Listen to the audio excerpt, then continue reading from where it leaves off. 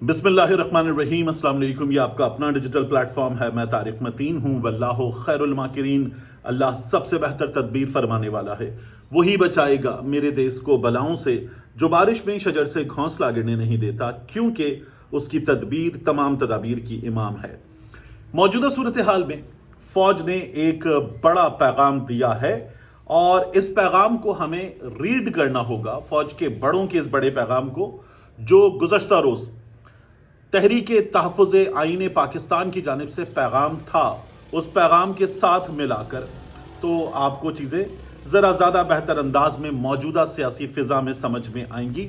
हम डॉक्टर ज़ैन किस तरह से पुलिस की बड़ी ख़वातीन अफसरान के हाथों लुटें, उसकी बात इसके बाद करते हैं। देखिए, हमें तहरीक तहफ़्फ़ुज़ आईन पाकिस्तान के इस हुकूमत को जो मुज़ाकरात की पेशकश है, उस पैगाम में क्या नज़र आया। उन्होंने कहा कि इस बात पर हम इत्तेफाक करते हैं कि मुल्क को दरपेश सियासी और मुआशी बहरान, अमन व अमान और गवर्नेंस के फुकदान से निकालने के लिए अवाम में मायूसी के खात्मे के लिए नए मीसाक की अशद ज़रूरत है। बातचीत हो, नए मीसाक की ज़रूरत, और नए मीसाक में अपोजिशन, मुस्तकबिल में शफाफ इंतखाबात, मुत्तफ़िका नए इलेक्शन कमिश्नर, पार्लिमानी बालादस्ती, कानून की हुक्मरानी, इंसानी हुकूक की पासदारी, आईनी जमहूरी अक़दार की मजबूती के लिए डायलॉग के लिए तैयार है। सिविलियन बालादस्ती, तमाम इदारों के आईनी हदूद से तजावुज़ ना करने पर इत्तेफाक, इस पर बात करें। यह कहा गया। अब जो पैगाम आया है कोर कमांडर कॉन्फ्रेंस में, कल बहुत ज़्यादा बड़ी खबरें थी। शहजाद अकबर साहब पे हमला हो गया, तो उनकी आपने तस्वीर देख ली है, जो उनकी नाक की हड्डी और जबड़े का फ्रैक्चर हुआ है, जिस तरह से उनको मारा गया है दर्जनों मुक्के, यानी वो मारता चला गया, ऐसा लग रहा था कोई बॉक्सर था। शहजाद अकबर साहब की तस्वीर आई है, लहू लहान मुंह और पट्टी बंधी और खून के निशान। तो अब हम उस कोर कमांडर कॉन्फ्रेंस के पैगाम पे अब बात कर रहे हैं। कोर कमांडर्स कॉन्फ्रेंस के बाद फील्ड मार्शल सैयद आसिम मुनीर साहब का पैगाम क्या रहा है। वो कहते हैं कि हुकूमत और फौज की मुश्तरका कोशिशें, हुकूमत पहले, फौज साथ में, मुश्तरका कोशिशें, पाकिस्तानी अवाम की साबित कदमी। ये जो बार बार बात होती है ना कि इस वक्त अपोजिशन जो है वो नुमाइंदगी नहीं कर रही। नुमाइंदगी किसकी करती हैं? सियासी कुव्वतें, हुकूमत अवाम की नुमाइंदगी करती हैं। तो ये हुकूमत अपने आप को नुमाइंदा हुकूमत करार देना चाहती है। लेकिन यहाँ इस कोर कमांडर कॉन्फ्रेंस के पैगाम में दीगर सियासी कुव्वतों को ही पैगाम दिया गया कि एक हैं। तो हुकूमत, पाक फौज, अवाम, ये साबित कदम हिमायत है। तो मुल्क गिर इस वक्त इस्तेहकाम आ रहा है। ये कहा गया कि पाकिस्तान बतदरीज मगर यकीनी तौर पर इस्तेहकाम, वसीतर मवाक़े और इज़्ज़त व वक़ार की जानिब बढ़ रहा है। तो ये बताया जा रहा है कि हम लंबे सफ़र पर जा रहे हैं। ये सफ़र जारी रहेगा क्योंकि हुकूमत और फ़ौज जो हैं वो अवाम की हिमायत के साथ एक है। अब फोरम ने वो जो दहशत गर्दी है, अफगानिस्तान की, इंडिया की सूरत हाल, बॉर्डर्स की सूरत हाल, उस पर भी बात की, कश्मीर पर भी बात की, फ़लस्तीन पर भी बात की, मौजूदा जो अंदरूनी मसाइल हैं उन पर बात की। सियासी हालात पर बहुत अरसे के बाद फोरम की तरफ से पैगाम आया है। कहा गया है कि कौमी यकजहती, सलामती और इस्तेहकाम को नुकसान पहुंचाने की किसी को इजाज़त नहीं दी जाएगी। मैं ये समझता हूं कि यह पैगाम है कि ये ऐसे ही चलेगा जैसे चल रहा है, चाहे वो अनासिर सियासी हो या किसी और शक्ल में। इसके साथ ही मुसल्लह फौज और अवाम के दरमियान तफर्रुका पैदा करने की हर कोशिश को नाकाम बनाने के अज़्म का भी इजहार किया गया है। फिर कॉन्फ्रेंस में बलूचिस्तान की हुकूमत के खुसूसी तरक्याती इक़दाम को सराहा गया है। मकामी सतह पर अवाम को बाइख्तियार बनाने और समाजी रवाबित के जरिए दहशतगर्दी के मुहर्रिकात के खात्मे में मुआविन साबित हो रहे हैं। ये इक़दाम बलूचिस्तान की हुकूमत की तारीफ की गई है। गुज़श्ता कुछ अरसे में DGSPR साहब के जो इंटरेक्शन थे उनमें इस पर बात की गई कि आप खैबर पख्तूनख्वा हुकूमत पे बात करते हैं, बलूचिस्तान के हालात देखें। ये बात बहुत की गई, तनकीद बहुत की गई, तो अब बलूचिस्तान की भी तारीफ कर दी गई है। फिर कहा गया है कि कौमी एक्शन प्लान के मुताबिक दीगर इलाकों में, बलूचिस्तान में हो रहा है, दीगर इलाकों में इसी तर्ज के अवामी और तरक्याती इक़दाम की ज़रूरत पर जोर दिया जाता है ताकि पायदार अमन और इस्तेहकाम को यकीनी बनाया जा सके। तो बलूचिस्तान में हुकूमत पाकिस्तान पीपल्स पार्टी की, मरकज में हुकूमत नून लीग की और बाकी लोग मिले हुए, और फिर इनके साथ जो इस्टेब्लिशमेंट है वो एक है। ये पैगाम है तहरीक तहफ़्फ़ुज़ आईनी पाकिस्तान, ख़ास तौर पर पाकिस्तान तहरीक इंसाफ के लिए। तो इत्तेफाक है, इसलिए पाकिस्तान तहरीक इंसाफ जो है वो अगर कोई बात करना चाहती है तो वो बात लंबे वक्त के लिए हो रही है। ये मुझे इससे मेरा टेक है कि ऐसे होने जा रहा है, और यही बात आपको तहरीक तहफ़्फ़ुज़ आईन पाकिस्तान के पैगाम में भी नजर आ रही है कि ये सिस्टम चलेगा, ये सिस्टम चलेगा। इस सिस्टम को तकरीबन 2 बरस तो हो ही रहे हैं, तो 5 बरस चलेगा। अब मेरा ये ख्याल है कि ऐसे चलाने की कोशिश है, इसलिए चल पाएगा या नहीं चल पाएगा मुश्किल है, बहुत मुश्किल है, लेकिन कोशिश यही है कि यही चले, पार्लियामान अपनी मुद्दत पूरी करे। यह हमारी इस्टेब्लिशमेंट ने कुछ अरसा पहले कोशिश की थी कैसे हो, और पार्लियामान अपनी मुद्दत पूरी करे ताकि हम दुनिया में ये पैगाम दें कि हम जदीद जमहूरी मुल्क हैं। तो इसीलिए वजीर आजम मुद्दत पूरी नहीं कर पाए यूसुफ रजा गिलानी, लेकिन पार्लियामान की मुद्दत पूरी हुई। नवाज शरीफ अपनी मुद्दत पूरी नहीं कर पाए, लेकिन पार्लियामान की मुद्दत पूरी हुई। फिर उसके बाद इमरान खान अपनी मुद्दत पूरी नहीं कर पाए, पार्लियामान की मुद्दत पूरी हुई। अब शहबाज शरीफ की हुकूमत बनवाई गई है। शहबाज शरीफ साहब मुमकिन है कि अपनी मुद्दत पूरी ना कर पाए, लेकिन पार्लियामान की मुद्दत पूरी हो। यह पैगाम पहला मेरा टेक है इसमें से। और यह भी कहा जा रहा है कि अब की बार वजीर आजम भी मुद्दत पूरी करेंगे। मुझे मुश्किल लगता है, लेकिन बहरहाल पैगाम यही है। तो ये इस फिजा में बहुत बड़ा पैगाम है। मेरा ये ख्याल है कि ये जो बात बार बार होती है ना 2026 के इख्तिताम की जानिब इंतखाबात, वो अभी इन हालात में थोड़ा सा चेंज आएगा, वो दोबारा बढ़ेगा जोर। और ये जो आपको फवाद चौधरी साहब और उनके दोस्तों की नेशनल डायलॉग कमेटी की कोशिशें नजर आ रही हैं, इन कोशिशों में कितना दम है? तो ये कोशिशें मुज़ाकरात के लिए पाकिस्तान तहरीक इंसाफ के कोट लखपत वाले लोगों को अगर बिठा लेंगी तो शायद इनमें दम है, वरना नहीं है। और कोट लखपत वाले लोगों में शाह महमूद कुरैशी साहब के हवाले से खबरें आ रही हैं कि वो कहते हैं कि यार बात तो करना चाहता हूं और मुज़ाकरात भी हो जाएं, फिर मैं इमरान खान साहब से भी बात कर लूंगा। लेकिन ये जो दरमियान में अरेंजमेंट है फवाद चौधरी साहब का, महमूद मौलवी साहब का और इमरान इस्माइल साहब का, उससे वो खुश नहीं हैं। वो उसके बगैर बात करना चाहते हैं।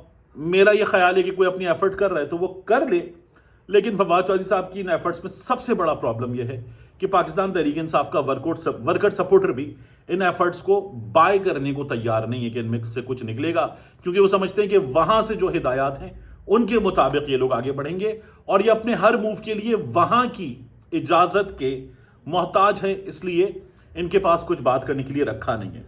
तो हमने डिटेल में इस पर बात कर ली। अब आ जाइए जो लाहौर के डॉक्टर साहब हैं, doctor Jain eye specialist Rizwan Jalal साहब के नियो न्यूज़ के पॉडकास्ट में आकर सब बता गए कि मई 2025 गालिबन मई का इख्तिताम था, उनके पास एक कपल आया, आंखों का ऑपरेशन करवाया, दोनों का ऑपरेशन हो गया।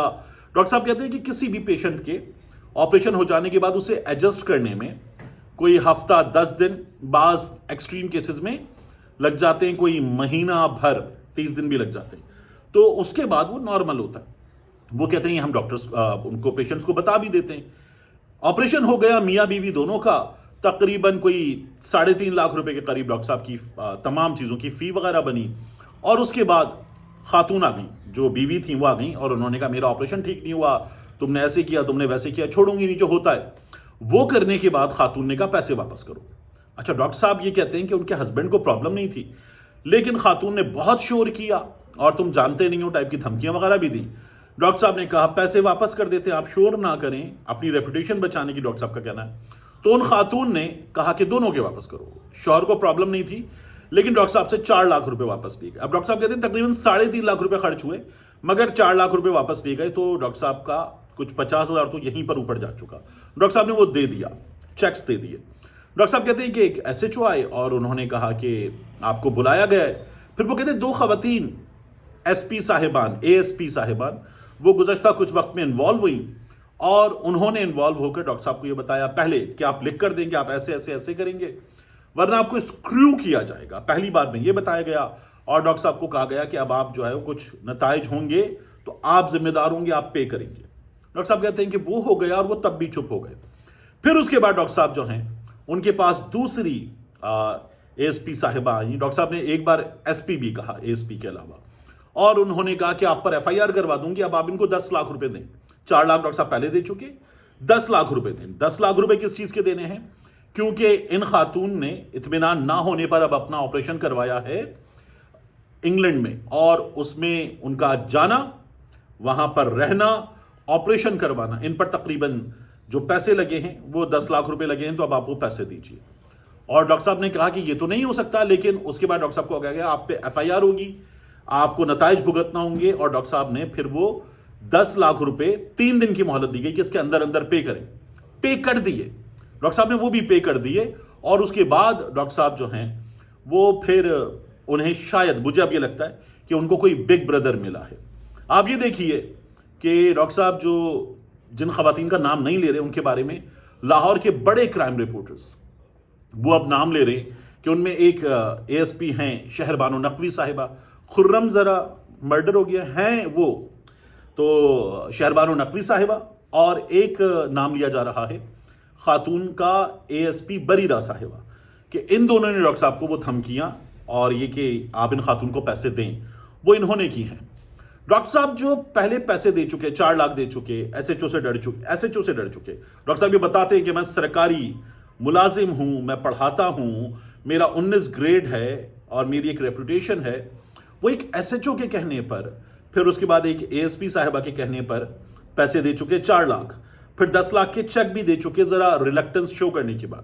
اس کے بعد ڈاکٹر صاحب جو ہے وہ تمام چیزیں بتا رہے ہیں۔ ستمبر میں ڈاکٹر صاحب نے 10 لاکھ روپے کے چیکس بھی دے دیے تھے، لیکن اب ڈاکٹر صاحب بتا رہے ہیں، تو مجھے یہ لگتا ہے، ایسا ڈاکٹر صاحب نے اپنے منہ سے کہا نہیں، کہ ڈاکٹر صاحب کو شاید کوئی بگ بردر ملا ہے، اور اس کی وجہ سے ڈاکٹر صاحب نے یہ ہمت کی ہے، اور ہمت کر کے ڈاکٹر صاحب نے یہ تمام چیزیں بتا دی ہیں۔ بگ بردر کی ملے بغیر کی تو زیادہ اچھی بات ہے، تو ڈاکٹر صاحب نے یہ تمام چیزیں بتا دی ہیں کہ مجھ سے پیسے لوٹ لیے گئے ہیں، اور ڈاکٹر صاحب کہتے ہیں کہ بہت زیادتی کی گئی ہے۔ نام لیا جا رہا ہے شہر بانو نقوی صاحبہ کا، بریرہ صاحبہ کا۔ بریرہ صاحبہ، شہر بانو نقوی صاحبہ، پنجاب پولیس اپنا موقف دے یا دینا چاہے تو ہم وہ موقف بھی آپ کے سامنے رکھ دیں گے۔ الزام بہت بڑا ہے، پوسٹر گرل ہیں شہر بانو نقوی صاحبہ، گزشتہ کچھ عرصے میں مسلسل ان کی، مجھے یہ لگتا ہے کہ پروجیکشن کی گئی ہے بہت بھرپور انداز میں، کہ شہر بانو نقوی صاحبہ کو پولیس کا سافٹ امیج بنا کے پیش کیا جائے، وگرنہ پولیس کا جو امیج ہے وہ بڑا خوفناک ہے۔ تو یہ اب کیا گیا ہے۔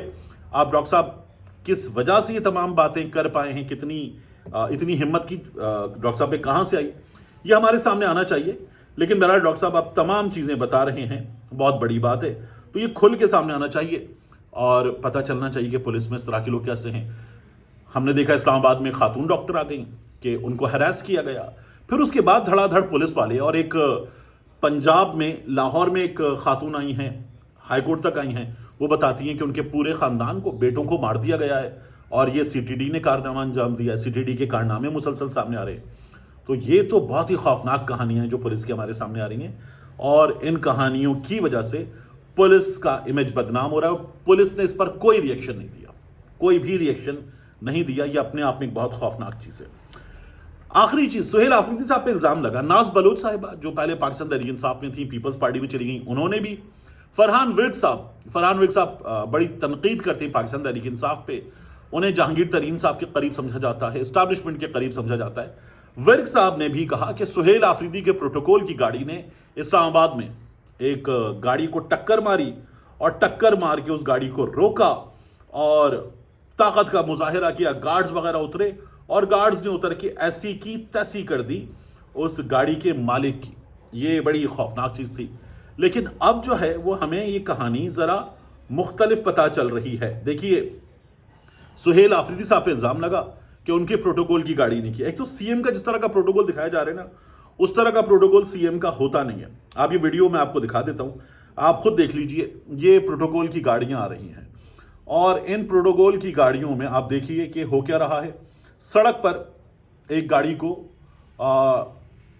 باقاعدہ طور پر روک دیا جاتا ہے پروٹوکول کی گاڑیوں کے درمیان، پھر بھی وہ گاڑی آ جاتی ہے۔ روڈ ریج بتایا جاتا ہے کہ روڈ ریج تھا، اس روڈ ریج میں یہ گاڑی جب سامنے آ گئی تو پھر اس گاڑی کو آ کر ان لوگوں نے باقاعدہ طور پر روکا ہے، اور ٹکر ماری، ٹکر مار کے گارڈز وغیرہ اتر آئے، اور اتر کے زد و کوب کیا گاڑی چلانے والے کو۔ یہ کہا جا رہا ہے یہ سہیل آفریدی نے کیا، اور یہ ناز بلوچ نے، فرحان ورک نے، کچھ دیگر لوگوں نے سہیل آفریدی پہ الزام لگایا۔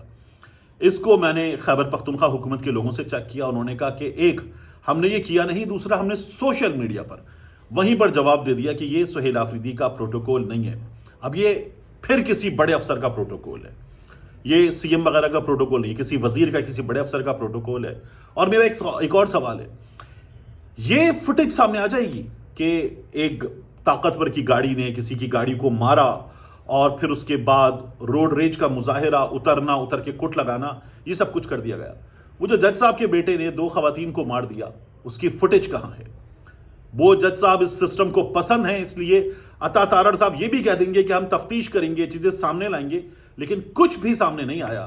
اور جج صاحب کا بیٹا 2 زندگیوں کے اوپر پاؤں رکھ کے, جج صاحب انصاف کے اوپر پاؤں رکھ کے اسے روند کے مسل کے جا چکے ہیں. ملتے ہیں انشاءاللہ آپ سے اگلی ویڈیو میں.